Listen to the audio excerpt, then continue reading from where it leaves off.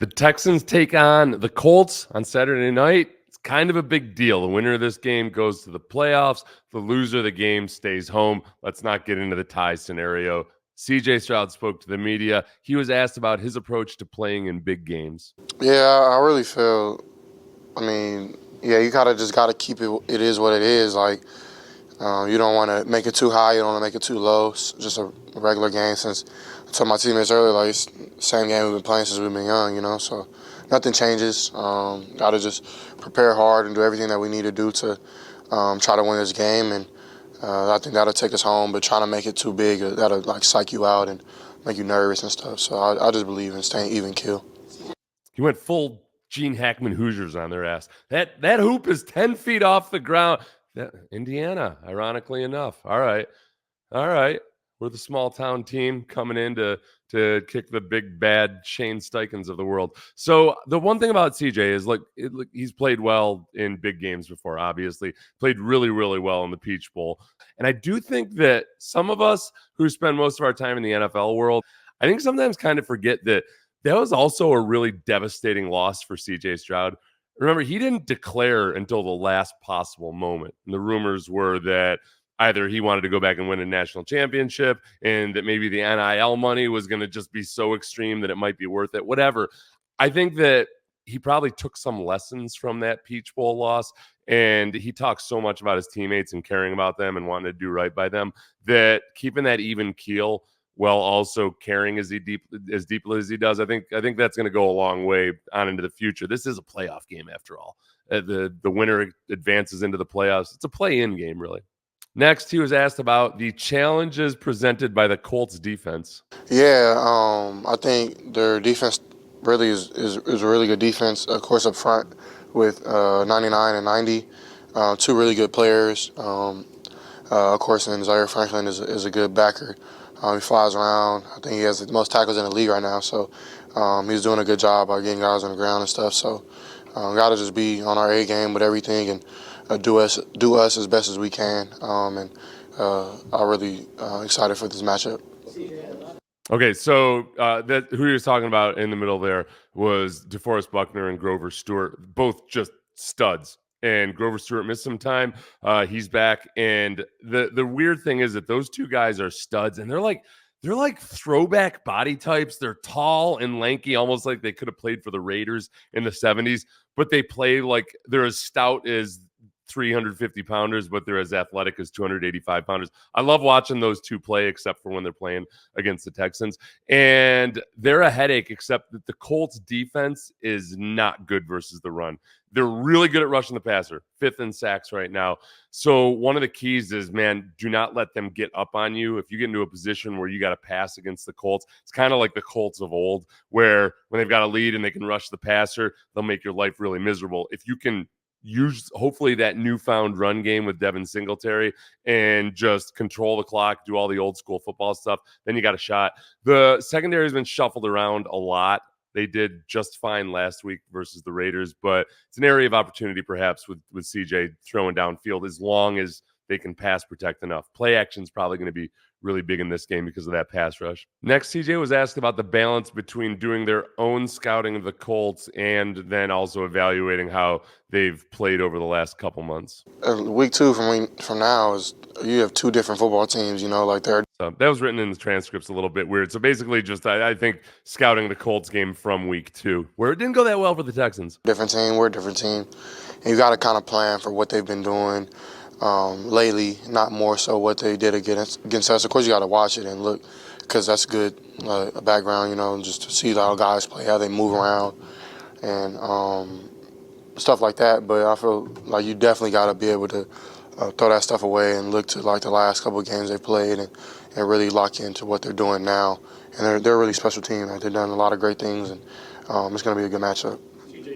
Look, Gardner Minshew obviously is going to start this game. He didn't start the game versus the Texans, but Gardner Minshew has done really, really well at times. Other times has looked more like a career backup, and that's what you get with Gardner Minshew. The one thing about him that is similar to if Anthony Richardson was in there is they do run a lot of RPOs. He's not the rushing threat, obviously, that Anthony Richardson would be, but it does put a lot of stress on the linebackers. The Texans' defense is a lot different this time around, just in that their rushing defense is bona fide, one of the best rushing defenses in the league. And Zach Moss really put it to the Texans last time. Zach Moss is banged up now, but Jonathan Taylor is back. Jonathan Taylor hasn't had a classic Jonathan Taylor year, hasn't rushed for over 100 yards yet, but came close versus the Raiders, had a touchdown, averaged nearly 5 yards per carry, and he looked like he was close to being his old self. His volume has increased as the season's gone on. So I'm not sleeping one bit, not one tiny bit on Jonathan Taylor. Next, he was asked about the relationship they have inside the locker room and why is it so important to the success they have on the field. Yeah, I think like for the guys who've been places that have won a lot of games, like myself, I mean, the closest teams I've been on were the best teams.